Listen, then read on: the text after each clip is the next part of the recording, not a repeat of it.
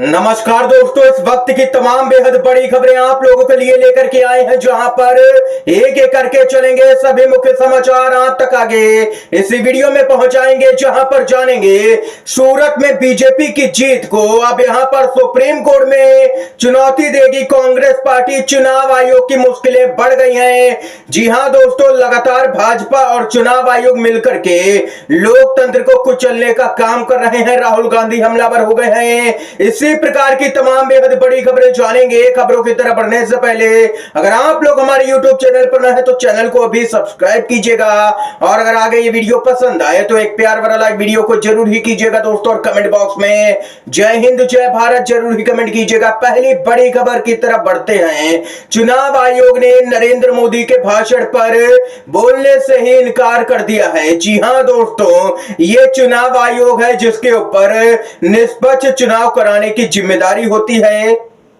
लेकिन अब यही चुनाव आयोग पीएम मोदी के नफरती भाषण पर बोलने के लिए तैयार नहीं है, बोलने से इनकार कर दिया है। और वहीं राहुल गांधी बोले, तानाशाह की असली सूरत एक बार फिर से देश के सामने है। जनता से अपना नेता चुनने का अधिकार छीन लेना बाबा साहेब अम्बेडकर के संविधान को खत्म करने की तरफ बढ़ाया गया एक और कदम। मैं फिर एक बार कह रहा हूं कि यह सिर्फ सरकार बनाने का चुनाव नहीं है, यह देश को बचाने का चुनाव है, संविधान की रक्षा का चुनाव है। ये यहां पर दो टूक कहना है राहुल गांधी का।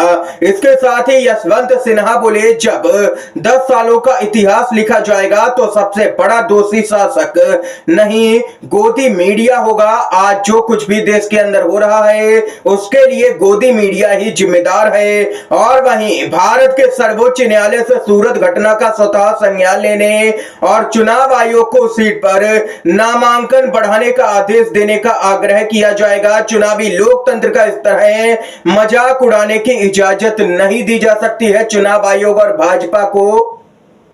दोस्तों, जानकारी के लिए आप लोगों को यहां पर यह भी बताते चलें कि कांग्रेस के प्रत्याशी के नामांकन पत्र को रद्द किए जाने और भाजपा प्रत्याशी के निर्विरोध चुने जाने पर कांग्रेस और विपक्षी दलों ने कड़ी प्रतिक्रिया दी है। कांग्रेस ने आरोप लगाया है कि भाजपा के इशारे पर उसके उम्मीदवार का नामांकन पत्र रद्द कर दिया गया है। गुजरात कांग्रेस के अध्यक्ष शक्ति सिंह गोहिल ने कहा है कि पार्टी इस मामले में अपनी लीगल टीम से मशविरे के बाद में हाई कोर्ट या सीधे सुप्रीम कोर्ट में याचिका दायर करेगी। दरअसल दोस्तों, बताते चले यहां पर चौंकाने वाली बात तो यह है कि बीएसपी के प्रत्याशी यानी कि मायावती की पार्टी जो बीएसपी है उसके प्रत्याशी ने भी पर्चा वापस ले लिया।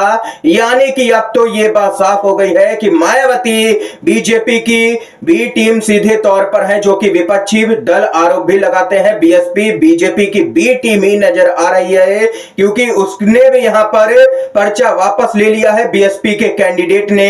ये यहां पर दोस्तों खबर सामने निकल के आई है, 8 कैंडिडेट ने पर्चा वापस लिया है और कांग्रेस के यहां पर प्रत्याशी का पर्चा खारिज किया गया है। देख सकते हैं किस तरह से देश के अंदर चुनाव हो रहा है। इसके साथ ही आप लोगों की क्या कुछ राय है इस खबर को लेकर के कमेंट बॉक्स में जरूर ही बताइएगा। इसके साथ ही कांग्रेस के नेता श्रीनिवास बीबी बोले, one nation one candidate no election. Surat से शुरुआत हो चुकी है, बाबा साहेब का संविधान हर रोज तार तार हो रहा है, अभी भी मौका है, इस संविधान को बचा लीजिए। ये यहां पर कहना है श्रीनिवास बीवी का। कांग्रेस पार्टी ने कहा, आप क्रोनोलॉजी समझिए कि कैसे लोकतंत्र खतरे में है। सूरत में पहले कांग्रेस प्रत्याशी नीलेश कुंभानी का नामांकन रद्द किया गया, फिर सूरत से कांग्रेस के एक अन्य वैकल्पिक उम्मीदवार का नामांकन खारिज किया गया। इसके बाद में बीजेपी प्रत्याशी को छोड़कर बाकी सभी उम्मीदवारों ने अपना नामांकन वापस ले लिया। ऐसे में सूरत लोकसभा सीट से बीजेपी के प्रत्याशी मुकेश दलाल को निर्विरोध जीता हुआ घोषित कर दिया गया है। यह मैच फिक्सिंग है जो पीएम मोदी कर रहे हैं, क्योंकि वह बुरी तरह से डरे हुए हैं। ये लोकतंत्र और संविधान को बचाने का चुनाव है जिसे नरेंद्र मोदी खत्म करना चाहते हैं, यह कहना है कांग्रेस पार्टी का। और वहीं चुनाव आयोग से 17 शिकायत शिकायतें दर्ज करवाई गई हैं, जिसमें 5 शिकायतें मुख्य हैं। कांग्रेस पार्टी की लीगल टीम पहुंची चुनाव आयोग में। जी हां दोस्तों, देश के प्रधानमंत्री ने राजस्थान में जिस तरह एक समुदाय के लिए भद्दा वक्तव्य दिया, वह चुनाव आयोग का यहां पर उल्लंघन है। चुनाव आयोग को इस पर सख्त कार्रवाई करनी चाहिए। इस बयान से देश के संविधान, प्रधानमंत्री पद, चुनाव आयोग की विश्वसनीयता पर सवाल खड़े हो गए हैं। दूसरी शिकायत की गई है, बीजेपी सरकार ने गुजरात समेत कई जगहों पर सत्तारूढ़ पार्टी की तस्वीरें लगाई हैं जो सिर्फ धर्म की बात करती हैं।